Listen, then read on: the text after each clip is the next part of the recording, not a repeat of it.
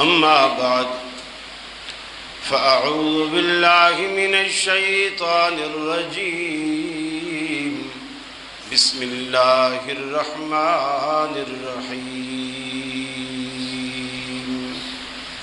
يريدون أن يطفئوا نور الله بأفواههم والله متم نوره ولو كره الكافرون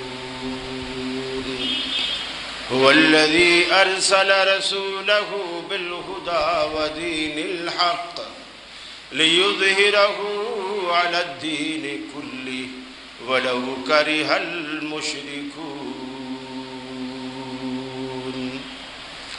وقال الله تبارك وتعالى كل نفس ذائقة الموت.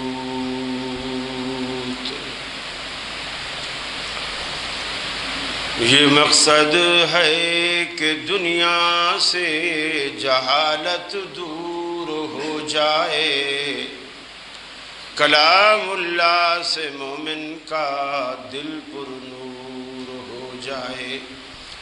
یا الہی جب تک کہ میرے جسم میں جان رہے، تجھ پہ صدقے تیرے محبوب پہ قربان رہے. میں رہوں یا نہ رہوں پر دل کی ہے یہ دعا، دین احمد اور عزت قرآن رہے. عزیز ساتھیوں، دوستوں اور بزرگوں، امام مالک رحمہ اللہ سے کسی نے آ کر کے پوچھا کہ اے امام وقت، اگر کوئی میرے سامنے میرے نبی کو گالی دے، برا بھلا کہے، ان کی توہین کرے تو میں کیا کروں؟ میں کیا کروں؟ انہوں نے کہا کہ پھر تو اس سے دنیا میں زندہ رہنے کا حق چھین لے. اس نے کہا کہ اگر میں ایسا نہ کر سکوں، میں کمزور ہوں، ایسا نہ کر سکوں، تو پھر فرمایا تجھے دنیا میں رہنے کا کوئی حق نہیں. آج مسلمانوں کو طرح طرح کے فتنوں میں مبتلا کر کے آزمایا جا رہا ہے. کبھی کسی غیر مسلم ملک سے، کبھی کسی ملک سے. ہمارے پیغمبر جناب محمد رسول اللہ صلی اللہ علیہ وسلم کی ذات اقدس پر کئی طرح سے کیچڑ اچھالا جاتا ہے. کبھی کارٹون بنائے جاتے ہیں، کبھی جملے کسے جاتے ہیں، کبھی کس طرح. ابھی آپ کے پڑوسی ملک انڈیا نے یہ نبی مکرم صلی اللہ علیہ وسلم کی شان میں گستاخی کی، جو آپ لوگوں نے سب نے میڈیا پر سنا، سمجھا. اور الحمدللہ پاکستان ایک ایسا خطہ ہے، ہمارے لیے یہ خوشی کی بات ہے کہ پاکستان ایک ایسا خطہ ہے، اگرچہ ہم گناہگار ہیں، ہم گناہوں کی دلدل میں اترے ہوئے ہیں، لیکن اسلام کے خلاف پاکستانی قوم کبھی بھی کچھ بھی برداشت نہیں کرتی. اگرچہ ہم گناہگار ہوں، سب کچھ ہوں، لیکن نبی مکرم صلی اللہ علیہ وسلم کی ذات اقدس پر کوئی حرف آئے، الحمدللہ ہم یہ بالکل برداشت نہیں کرتے. اور یہ اتنا بڑا جرم ہے، اتنا بڑا جرم ہے کہ آپ صلی اللہ علیہ وسلم نے یہ بھی فرمایا کہ من سب نبیم من الانبیاء فاقتلوہ. انبیاء میں سے کسی بھی پیغمبر کو اگر کوئی گالی دیتا ہے اسے قتل کر دو. اب یہ ایک الگ بات ہے کہ قتل کیسے کیا جائے. اب میرا خطبہ سننے کے بعد لوگ جائیں کسی کو قتل کر دیں اور کہیں کہ جی اس نے گستاخی کی تھی اور ہم نے قاری خلیل کا خطبہ سنا تھا. یہ نہیں مقصد. نبی کریم نے اس کا طریقہ بھی بتایا۔ کچھ لوگ ایسے تھے جو نبی کریم صلی اللہ علیہ وسلم کو بہت اذیت دیتے تھے، اس میں 2 خواتین تھیں اور 4 افراد مرد تھے، اور آپ نے ان کے لیے آپ نے قتل کا حکم جاری کر رکھا، اور یہاں تک حکم جاری کیا تھا کہ بیت اللہ شریف جو ہے، حرم کعبہ جسے آپ کہتے ہیں، یہ امن کی جگہ ہے، یہ امن کی جگہ ہے، یہاں آپ کسی پرندے کا بھی شکار نہیں کر سکتے، آپ کسی کو یہاں مار نہیں سکتے۔ لیکن یہ 6 اتنے بد نصیب تھے کہ رسول اللہ صلی اللہ علیہ وسلم نے فرمایا اگر یہ بیت اللہ کے غلاف کے پیچھے چھپ جائیں اور بیت اللہ کے غلاف سے چمٹ جائیں، پھر بھی فرمایا فقتلوا، انہیں قتل کر، کیونکہ جو اللہ اور اس کے رسول کو ایذا دیتا ہے، تکلیف دیتا ہے، مثلا اگر کوئی شخص سیدہ عائشہ پر بھونکتا ہے، وہ نبی کی گھر والی ہیں، نبی کی عزت ہے، نبی کی عصمت ہے، نبی اس سے پیار کرتا ہے، بلکہ ایک موقع پر جب رسول اللہ صلی اللہ علیہ وسلم کا جس ہر گھر کی آپ نے باریاں باندھ رکھی تھی اور حضرت عائشہ کی 2 رات کی باریاں تھی، چونکہ حضرت سودا نے اپنی باری بھی حضرت عائشہ کو دے رکھی تھی، وہ کافی ضعیف العمر تھی اور انہوں نے کہا کہ میری باری بھی حضرت عائشہ لے، آپ وہاں 2 راتیں ٹھہرتے تھے۔ صحابہ کرام انتظار کرتے تھے کہ آپ حضرت عائشہ کے گھر آئیں اور ہم آپ کو کوئی چیز بھیجیں، تحفہ تحائف جیسے، تاکہ اس میں عائشہ بھی شریک ہو جائے رضی اللہ تعالی عنہ۔ تو جب باقی سوکنوں کو پتہ چلا کہ یہ صحابہ انتظار کرتے ہیں، ہمارے گھر میں تحفے تحائف نہیں بھیجتے، جب رسول اللہ صلی اللہ علیہ وسلم ان کے گھر میں جاتے، عائشہ کے گھر میں، پھر وہ تحفے بھیجتے۔ تو انہوں نے پہلے ام سلمہ سے کہا آپ جا کے کہو، پھر آپ نے حضرت زینب سے کہا جو آپ کی بیوی بھی تھی اور آپ کی پھوپھی ذات بہن بھی تھی، ان سے کہا کہ آپ جا کے کہو، پھر آپ نے اس پر بھی خاموشی اختیار کی، اور پھر آپ نے ساری خواتین نے، ازواج مطہرات نے، امہات المومنین نے مل کر حضرت فاطمہ رضی اللہ تعالی عنہ سے کہا کہ آپ رسول اللہ صلی اللہ علیہ وسلم کی لاڈلی ہیں، آپ جا کر کے کہو کہ آپ صحابہ سے کہو، ان کو واعظ کرو، اور انہیں کہو کہ میں جس بھی بیوی کے گھر میں ہوں، آپ کو اگر تحفہ بھیجنا ہو تو بھیج دیا کرو، عائشہ کے گھر کا انتظار نہ کیا کرو۔ تو اب رسول اللہ صلی اللہ علیہ وسلم نے سیدہ فاطمہ اپنی بیٹی سے کہا بیٹی یہ بتاؤ کیا تمہیں وہ پسند نہیں ہے جس کو تیرا باپ پسند کرتا ہے؟ جس کو میں پسند کرتا ہوں کیا تجھے وہ پسند نہیں ہے؟ حضرت فاطمہ خاموش ہو گئی، پھر فرمایا بیٹی اللہ کی قسم مجھے کسی بیوی کے بستر پر وحی نہیں آتی، جبریل نہیں آیا سوائے عائشہ کے بستر کے۔ میں عائشہ کے بستر پر ہوتا ہوں، اللہ کی وحی آتی ہے، قرآن اترتا ہے، کسی بیوی کے بستر پر مجھے قرآن نہیں اترتا۔ پھر آپ نے فرمایا جو کسی موقع پر چند سال پہلے آپ نے حضرت خدیجہ کے لیے فرمایا تھا، وہی الفاظ آپ نے سیدہ عائشہ کے لیے کہے۔ آپ نے فرمایا فاطمہ عائشہ کی محبت مجھے پلا دی گئی، یعنی اللہ نے مجھے پلا دی ہے، دنیا کی کوئی طاقت اسے نکال نہیں سکتی، اللہ نے مجھے عائشہ کی محبت پلا دی ہے۔ اور یہی جملہ آپ نے حضرت عائشہ کو اس وقت کہا تھا جب حضرت عائشہ نے سیدہ خدیجہ رضی اللہ تعالی عنہا کے بارے میں تھوڑا سا، یعنی جسے آپ کی زبان میں جیلسی کہتے ہیں، حالانکہ حضرت خدیجہ فوت ہو چکی تھی اور آپ اکثر دروازہ کھٹکتا، آپ عائشہ سے کہتے عائشہ کی خدیجہ کی سہیلی ہوگی، جاؤ جلدی سے دروازہ کھولو۔ گھر میں کچھ اچھی چیز پکتی، آپ کہتے کہ خدیجہ کے سہیلیوں کے بھی بھجوا دو، حالانکہ وہ فوت ہو چکی تھی۔ اکثر باتیں کرتے کرتے آپ تذکرہ کرتے خدیجہ ایسی تھی، خدیجہ ویسی تھی، خدیجہ نے میرے لیے اسلام اپنے خزانے کھول دیے اسلام کے لیے وغیرہ وغیرہ۔ تو حضرت عائشہ کہتی ہے ایک دن میں نے کہا اللہ کے رسول آپ اس مری ہوئی بیوی کو اتنا یاد کرتے ہو، اللہ نے آپ کو اس کے بعد خوبصورت بیوی دی ہے اور کنواری دی ہے، وہ تو تھی بھی بیوہ۔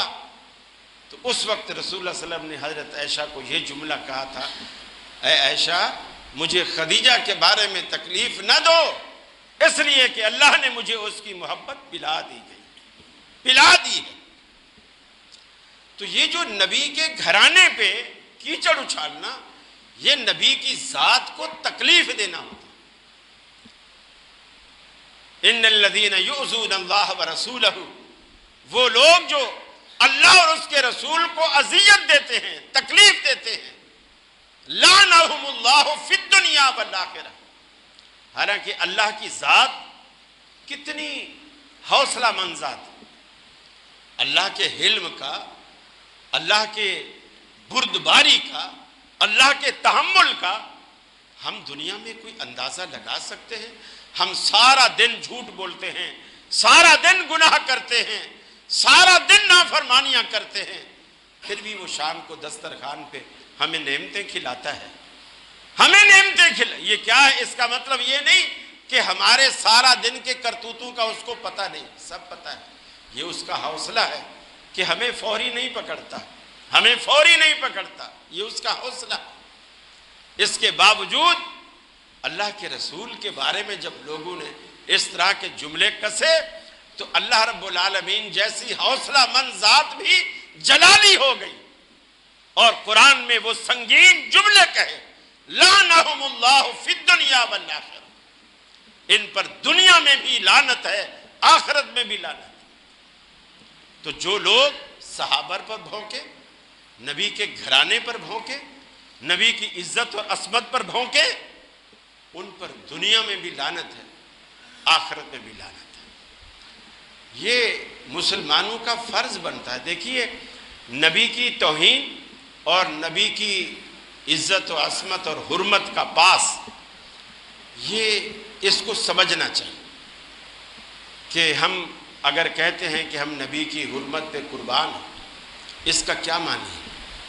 ہم نبی کی عزت اور ناموس پر کٹ بھرنے کو تیار ہیں۔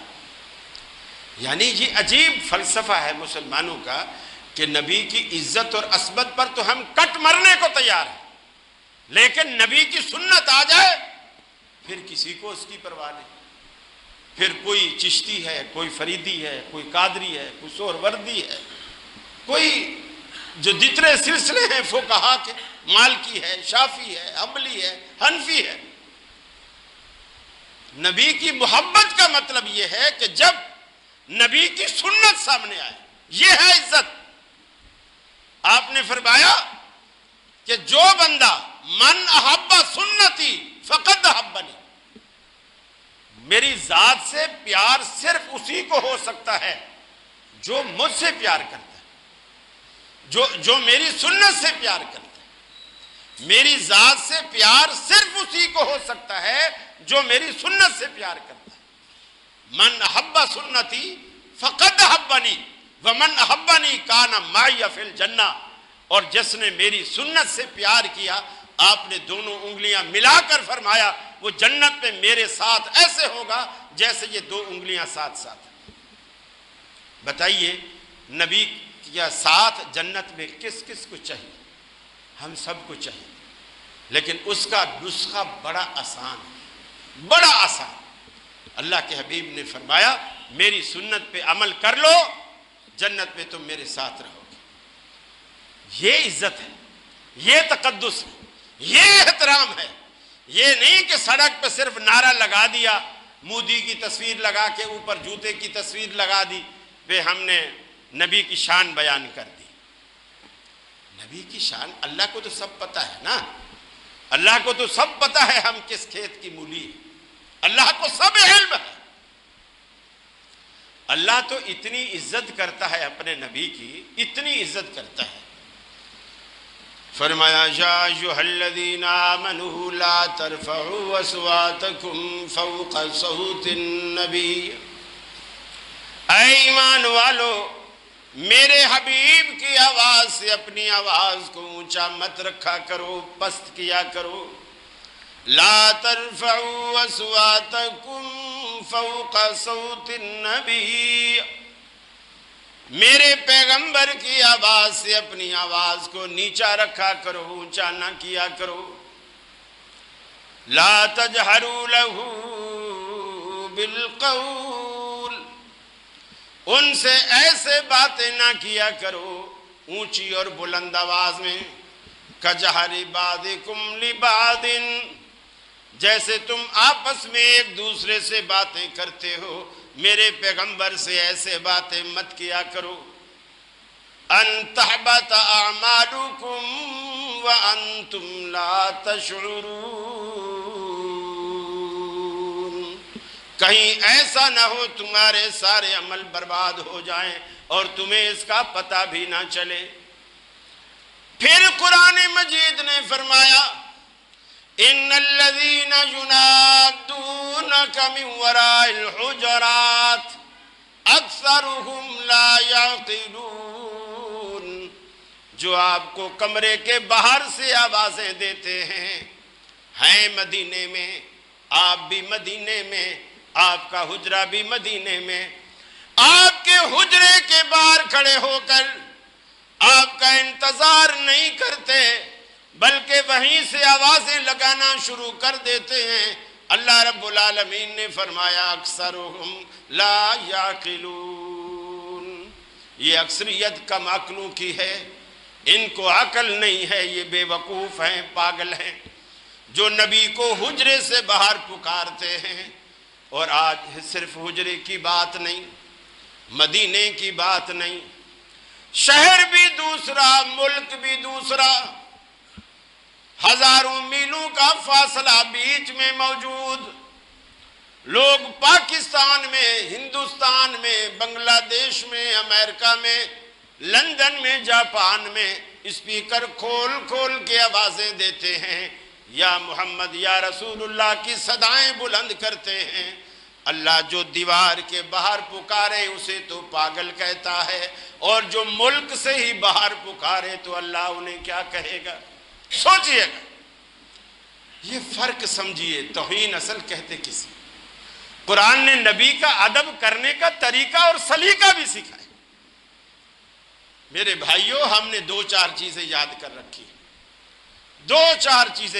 رکھی، رفع الیدین، آمین، فاتحہ خلف الامام، سینے پر ہاتھ باندھنا، ٹانگیں چوڑی کرنا. بس جب یہ چار کام ہم کر لیتے ہیں پھر ہمارے دل و دماغ میں یہ بات بیٹھ جاتی ہے کہ جنت پہ جانے سے کوئی ہمیں روک نہیں سکتا.